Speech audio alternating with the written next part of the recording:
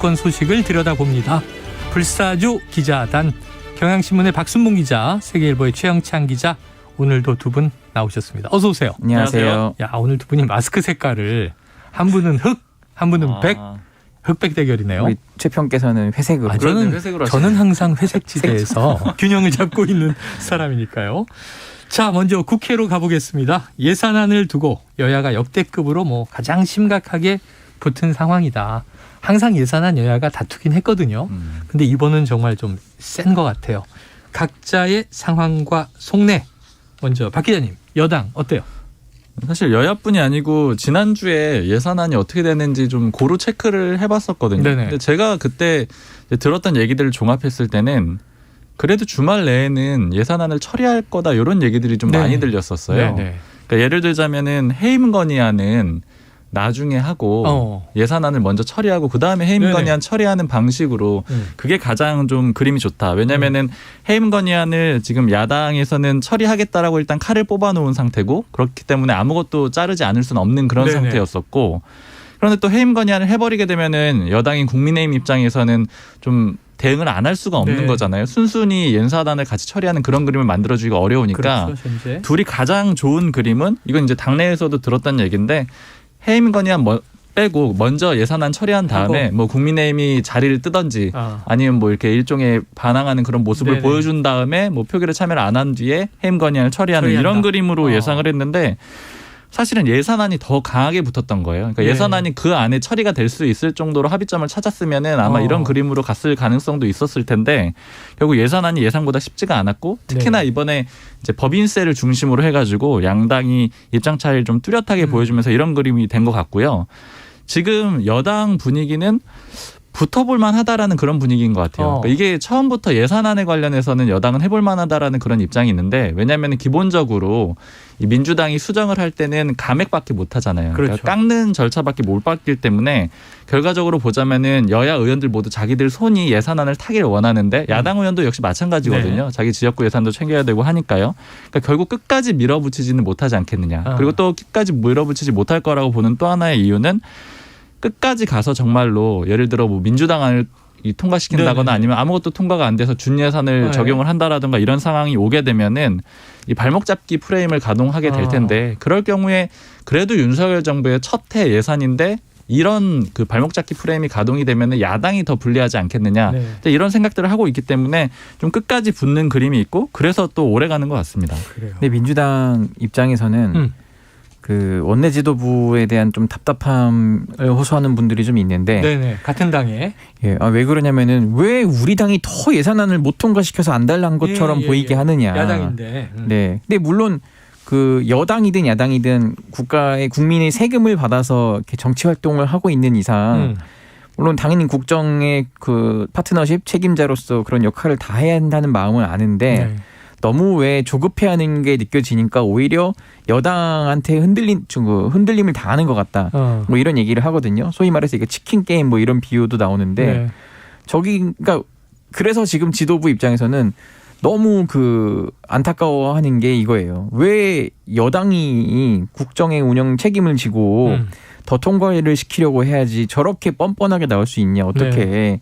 이렇게 얘기를 하거든요. 근데 결국은 이제 쟁점은 다 이제 좁혀져서 하나니까, 제가 아마 지난주 방송 때 이게 예산안이 문제가 아니라 그 새 이익을 산출하는 예산 부수 법안이 문제다라고 말씀을 드렸는데, 결국은 그게 문제가 아직도 해소가 안 돼서 않았다. 지금까지 끌고 오고 있는데요.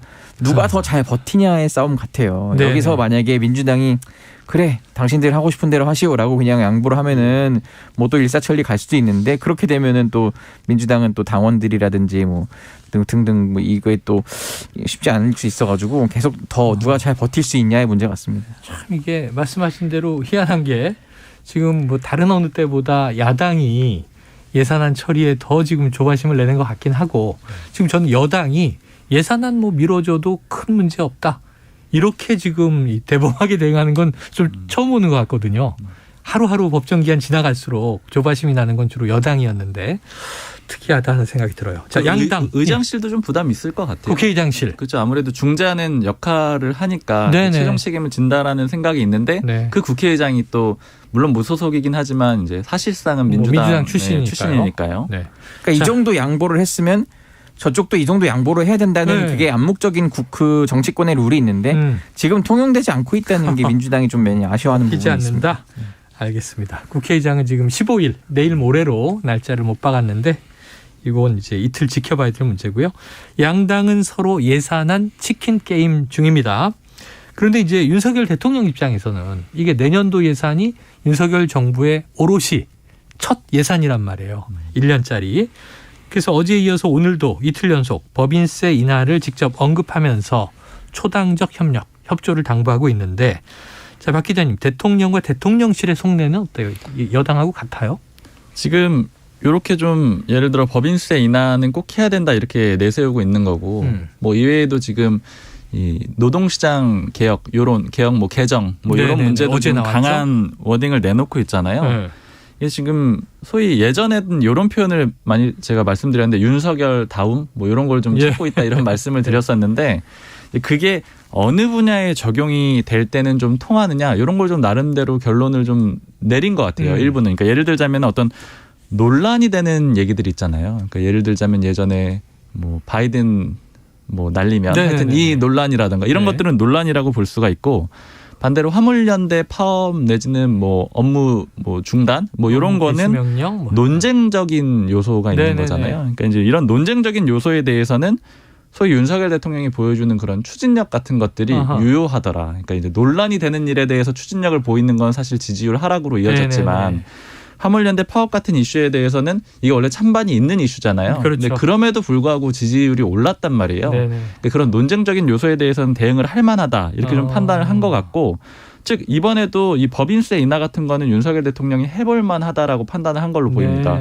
왜냐하면 이런 문제 역시 이제 찬반이 있는 문제이긴 한데 이건 그래도 정책적으로 논쟁이 벌어지는 일이잖아요. 그리고 또 임기 초다 보니까 윤석열 대통령이 이제 공약을 할 때부터 사실은 좀 내걸었던 문제이기도 해요. 그러니까 이런 것들은 야당에 절대 안 밀리는 모습 보이겠다 이런 것 같고 특히 이런 기조를 어느 정도 좀 잡았다라고 생각이 드는 게 그냥 저는 좀 인상적으로 봤던 게 이제 그 축구 국가대표팀 중꺾마를 또 한번 윤석열 대통령이 이제 관련해서 얘기를 하잖아요. 근데 중꺾마가 그 중요한 건 꺾이지 않는 마음. 근데 이게 사실은 좀 정책적으로도 적용을 하려는 게 아닌가 그런 생각도 좀 들었거든요. 그러니까 이번에 그때 화물연대 파업이랑 그때 좀 맞물려 있는 시기였는데 이제 그런 기조가 이번에 이제 법인세 인하라든가 아니면 뭐 노동시장 문제라든가 다 관련이 돼 있는 것 같습니다. 자, 손흥민 선수의 노란 완장까지 찼는데 중꺾마.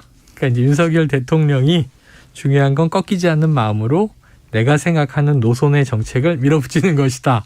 이런 기류를 가고 있다. 재밌네요. 논란과 논쟁을 다르게 대응한다.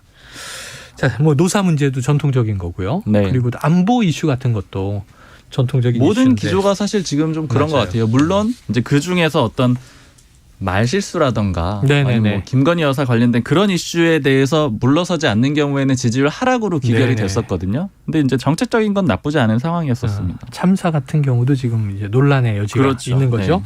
자, 새해 예산안 협상의 최대 쟁점 뭐 지금 계속 언급하고 있습니다만 법인세 인하입니다. 이재명 대표의 또 이야기도 만만치 않더라고요. 자, 정부 여당은 왜 꼭 법인세를 깎아야 한다라는 거예요? 명분은 뭡니까?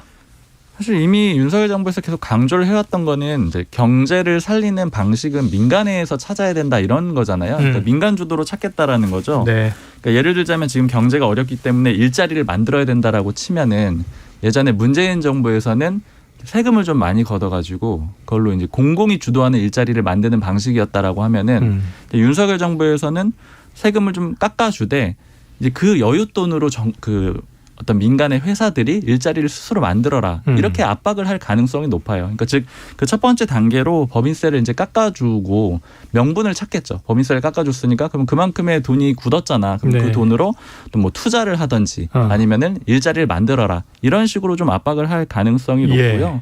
그러니까 아마 실제로 이제 법인세를 깎은 그 다음에 좀 정부가 민간을 상대로 그러니까 기업들을 상대로 어떤 움직임을 할 가능성이 좀 있습니다. 그 전 단계라고 보시면 될 것 같아요.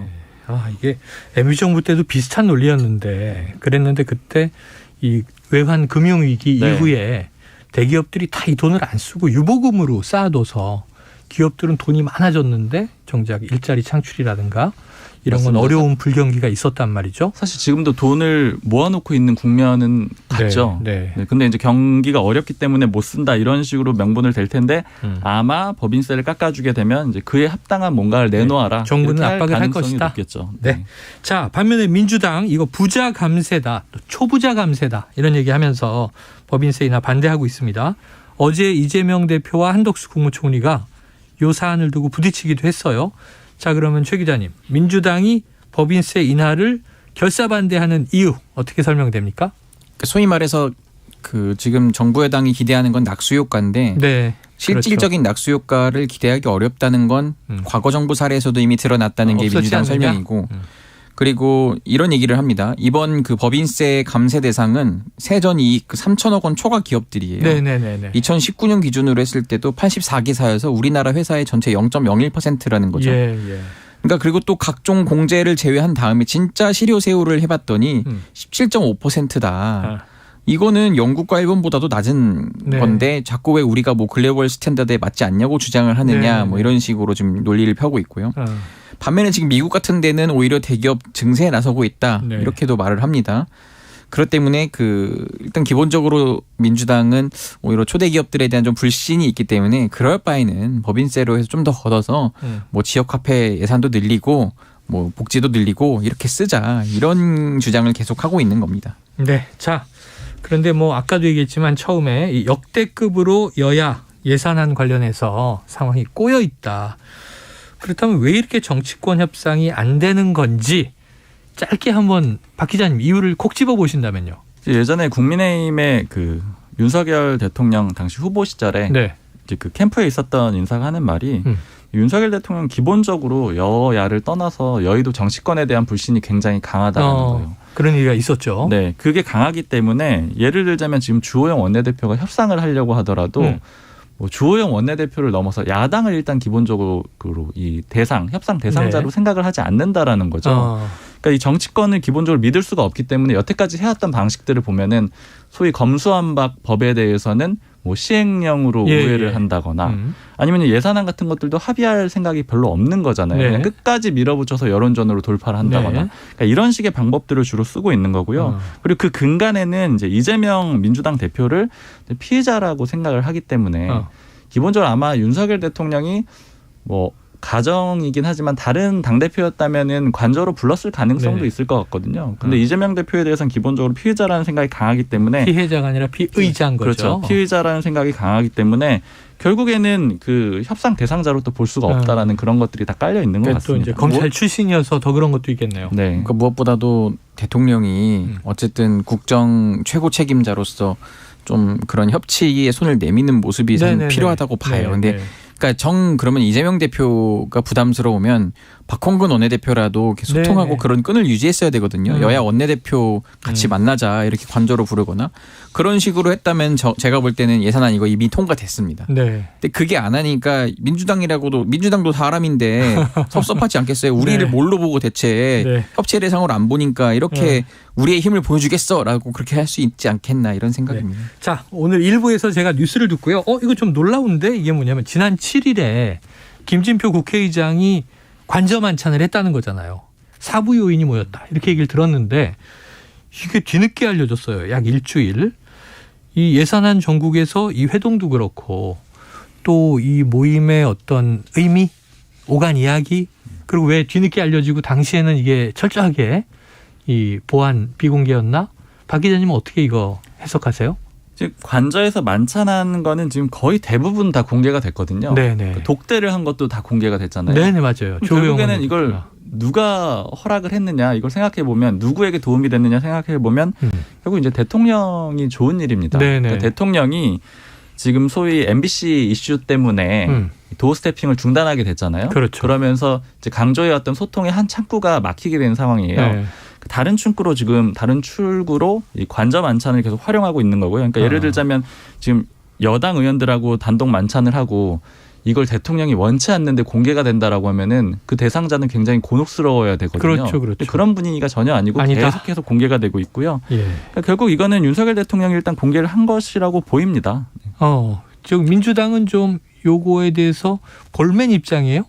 그냥 뭐 사실 의장 말고 그 민주당 지도부로 불러야 되는데 자꾸 뭐 이런 식이니까 그러고 이거는 어느 정도 예견됐던 사안이라는 게 왜냐면은 대통령이 이제 한남동에 입주했잖아요. 예. 그 바로 아래가 국회의장 공간이라서 네네네. 아마 국회의장이 걸어서도 갈 수 있는 거리이기 이웃 사촌이다. 때문에 네. 제가 볼 때는 의외로 자주 만날 수도 있다. 그리고 아까 뭐 그 일부에서도 말씀했지만은 김진표 의장이 사실 민주당적이었고 지금 무소속이긴 하지만은 조금 보수적인 성향도 없지 않아 있거든요. 민주당 내에서는 뭐 중도다 보수다 이렇게 분류가 됐죠. 그리고 이제 윤석열 대통령도 뭔가 이 경제에 대한 조금 더 갈망이 있어요. 네네네. 그러면 이제 김진표 의장이 나름 또 경제통 아니겠습니까? 그렇죠. 자주 좀 의견을 교환할 수도 있겠다 싶더라고요. 그래 알겠습니다. 자 한편 이 대통령이 직접 또 법인세 인하 이야기를 꺼낸 것이 이게 또 주호영 원내대표 국민의힘 전당대회와 연결된다. 이거 무슨 얘기예요? 일단은 지금 주호영 원내대표가 사실은 이 법인세 문제가 야당하고 협상이 안 되다 보니까 네.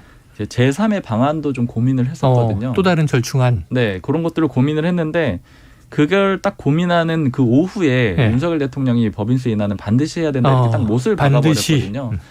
그러니까 여러 가지 지금 해석들이 있는데 이제 모 의원이 하는 얘기는 주호영 원내대표를 이제 한 차례 그 불러가지고 독대를 했잖아요. 윤석열 대통령이. 그래서 이제 거기에서 이제 대략적인 방향을 정했는데 그 다음 단계는 지금 부르지 않고 바로 가이드라인을 제시를 한 거다. 그러니까 다른 방향으로 가지 말고 그냥 무조건 법인세 인하를 해라.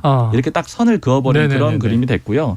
결국 이런 것들이 국민의힘 전당대회랑 연결된다라는 거는 윤석열 대통령이 전당대회 당무 개입이라는 그런 프레임 때문에 좀 적극적으로 나서기는 현실적으로 어렵거든요. 아주 직접적으로 나서기는 어려운데 이런 식으로 메시지를 하나 던지게 되면은 어떤 것이 윤석열 대통령의 뜻이냐 이런 것들을 이제 서로 의원들이 제시하게 되면서 예전에도 지난주에도 말씀드렸던 일종의 충성 경쟁이 일어나게 되기 때문에 이런 법인세 인하 문제 같은 것들도 좀 그렇게 연결해서 볼 수가 있습니다. 네, 자 지도부 만찬이 있었고 원내대표를 따로 만났는데 그 다음에 그냥 딱 대통령의 언급으로 나의 뜻은 이런 것이니 당이 알아서 따라주길 바라오.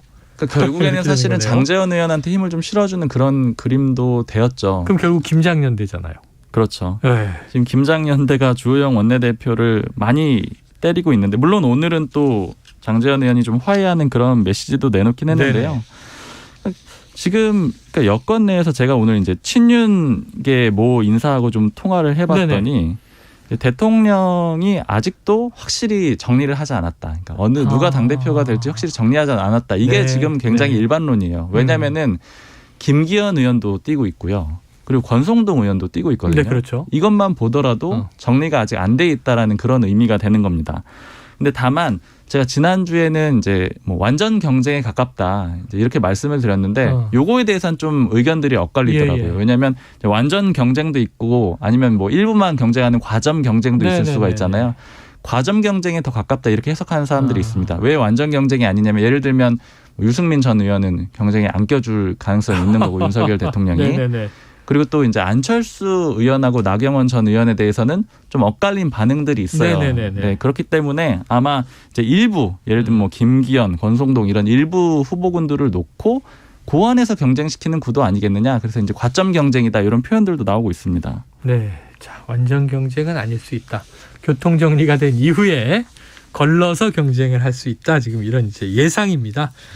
자 그렇다면 지금 일단 정진석 비대위원장은 이제 안 나온다는 얘기를 했으니까 지금 언급하신 걸로 보면은 친윤그룹에서는 장제원 대 권성동. 그럼 장제원 의원의 또 대리인은 김기현 의원. 그럼 김기현 대 권성동 이런 구도로 갈까요? 김기현 의원하고 권성동 의원이 둘 다 지금 물러서지 않고 나오고 있기 때문에 이 두 사람 간의 대결 구도는 계속 이어질 것 같은데 근데 문제는 제일 우려하는 게 두 사람이 동시에 나오게 되면은 표가 갈리게 되면서 이제 예를 들자면은 그 경쟁 대상자에 아예 입찰을 안 시켜줬던 그런 뭐 제3의 후보군들이 윤석열 대통령 내지는 친윤계에서 봤을 때 제3의 후보군들이 당선될 가능성들이 좀 있고요. 그리고 이제 장제원 의원의 입지에 대해서 조금 물어봤거든요. 이게 늘 궁금해가지고 왜냐하면 한동안은 좀 밀려났다가 다시 요즘에 좀 집중적으로 언론의 주목을 받고 있잖아요. 맞아요. 근데 대통령실 쪽하고 그리고 친윤계 인사들 다 같이 하는 말은 장제원 의원이 지금 인사 쪽에는 영향은 못 미친다. 그러니까 인사에는 힘을 쓰지는 못하는 상황인데 다만 좀 아이러니하게 이태원 참사 거치면서 정부의 입장을 굉장히 잘 대변을 해줬기 때문에 그런 점은 좀 신임을 받았다라는 거예요. 그래서 일부 이 대통령의 신임이 다시 돌아온 면이 있고 그걸 또 적극적으로 장제원 의원이 활용을 하면서 이걸 통해서 주호영 원내대표도 때리고 이런 그림도 이어지고 있습니다. 참 여당만 이야기를 해도 복잡합니다. 야당으로 가보겠습니다. 자, 오늘 움직이는 소식을 보면 지금 이명박 전 대통령 사면은 거의 확실시된다. 그런데 이제 김경수 전 경남지사가 일종의 여야 뭐 이렇게 균형 통합 차원에서 대상이 되지 않겠느냐. 그런데 복권이 없는 사면일 것이다. 이런 얘기가 나오다 보니 김경수 전 경남지사 입장이 전원이 됐어요. 네. MB의 들러리가 되지 않겠다. 나는 가석방을 받지 않겠다. 지금 이런 입장이에요. 자, 민주당이 좀 의심하는 대목이 있습니까?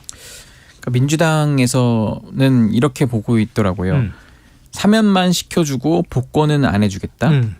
그러면 일단 당장 내후년에 있는 총선에는 못 나오게 하겠다. 이 전략 같고. 정치활동 못하는 거죠. 대신 총선 이후에 복권은 또 시킬 수 있거든요. 네네네. 그러면 이제 대선을 앞두고 민주당을 좀 일부러 혼란에 빠뜨리게 하겠다. 이게 너무 속내가 뻔하지 않냐 이렇게들 말을 많이 하더라고요. 이게 아무래도 윤석열 대통령이나 그 측근들이 세우는 좀 대야 전략 같기도 하고. 네.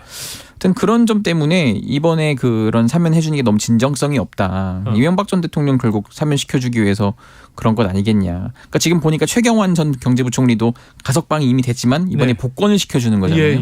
그렇죠. 네, 그런 차원에서 봤을 때 김경수 전 지사를 그렇게 한다고 지금 나오고 있으니 이게 다음 주쯤에 법무부 이제 심사 들어가잖아요. 선수를 친 게 아닌가 이렇게 좀 전망을 해보고 있습니다. 근데 이게 궁금한 게 그거예요. 일부에도 여쭤봤는데 김경수 전 지사 측 얘기를 들어보니 자, 만약에 이제 가석방 대상이요 당신이 그럼 본인이 거기 사인해야지 이제 동의를 해야 되나 보죠. 네. 나는 그 페이퍼에 사인하지 않겠다 이랬어요. 그럼 나는 가석방 원치 않아요. 그러면은 그냥 만기까지 있는 걸까요? 그런데 그거는 아마 이제 김경수 전 지사 쪽 사람들과 계속 그 법무부나 논의를 하지 않을까요? 네. 근데 그거 외에도 아마 야당에서 아마 물밑에서 조금 더 열심히 움직이면은 실제로 사면 복권까지 해줄 수 있는 결단을 대통령이 할 수도 있지 않을까라는 기대감이 있을 수 있거든요. 아마 요 몇 주 이제 좀 발빠르게 누가 움직일 수도 있어 보입니다. 자, 그런데 이 김경수 전 지사의 복권 여부가 아까 이야기한 대로 총선까지는 뭐 정치활동 못합니다. 그 이후에 복권에서 대선을 뛸 수 있습니다. 그러면 누가 봐도 아까 말씀하신 정부 혹은 여당의 대야 전략이라는 게 그럼 이재명 대표의 대항마를 내부에 하나 풀어놓겠다라는 걸 보이는 거잖아요. 예. 지금 민주당 내부의 좀 움직임은 어때요? 근데 사실 체급이 이재명 대표의 맞설 체급은 냉정하게 얘기해서 지금 그 정도는 아니에요. 아니다. 그러니까 다만 근데 이른바 소장파라고 하기 이제 나이가 많이 들어서 뭐 지금 이 전원을 전한 그 기동민 의원이라든지 최근에 당대표 선거에 나왔던 강훈식 의원이라든지 소위 말하는 그 더 좋은 미래 그 그룹들 있잖아요. 당내 최대 계파. 그 그룹을 중심으로 김경수 전 지사와 또 함께하는 그 20대의 국회에 처음 같이 등원한 동기들이 있어요. 네.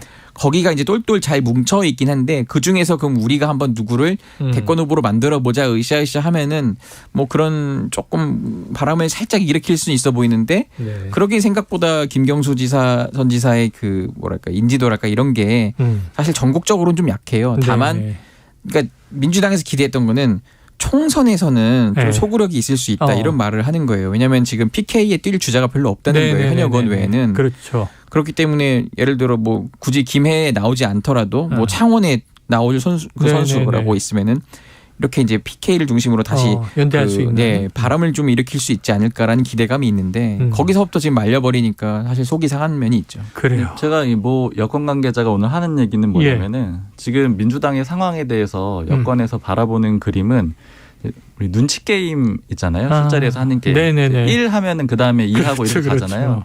1을 하기 직전이라는 거예요. 그러니까 이재명 대표한테 이탈을 1을 하면 그때부터 이탈이 시작되는 거고 이후에 숫자가 쭉 올라갈 거라고 그렇게 보고 있거든요.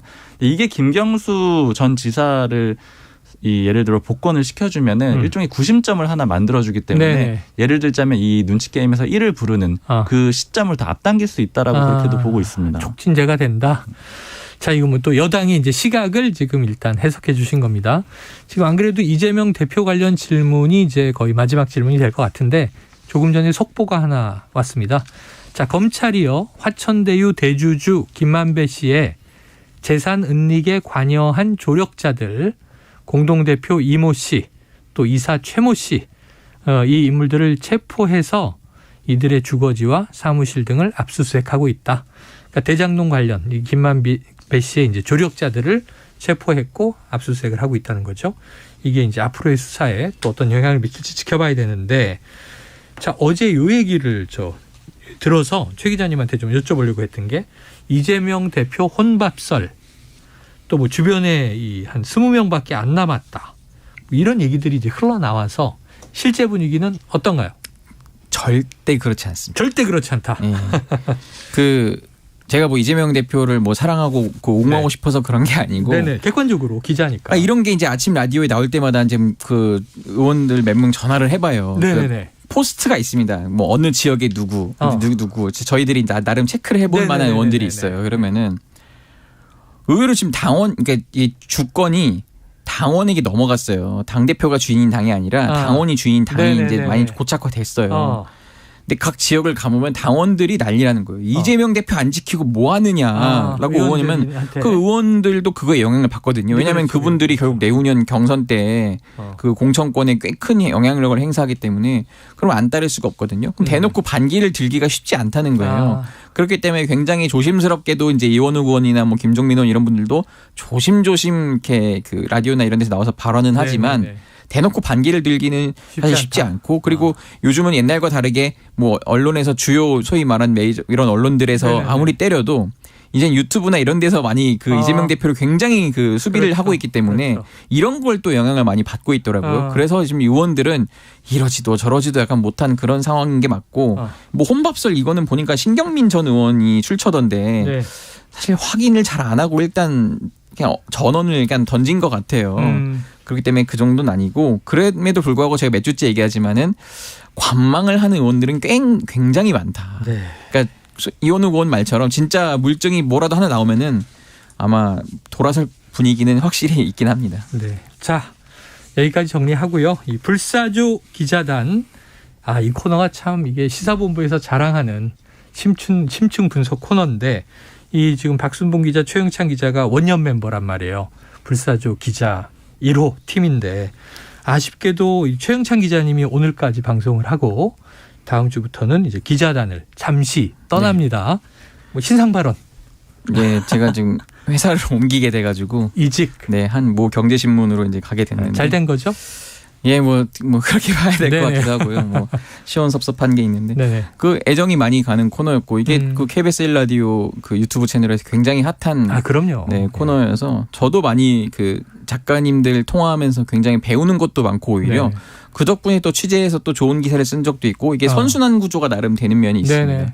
그래서 많이 서로 좋았고, 또 제가 존경하는 우리 최영일 평론가, 박순봉 기자님 또 함께해서 아주 영광이었습니다. 우리 박 기자님도 덕담 한번 해주셔야죠.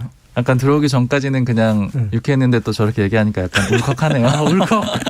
야, 눈물 흘리는. 근데 또 뭐 최영찬 기자님은 또 딴 데서도 어디선가 또 전화 또 볼 수밖에 없으니까. 제 생각에는 이제 새 조직에 적응하는 기간인 거잖아요.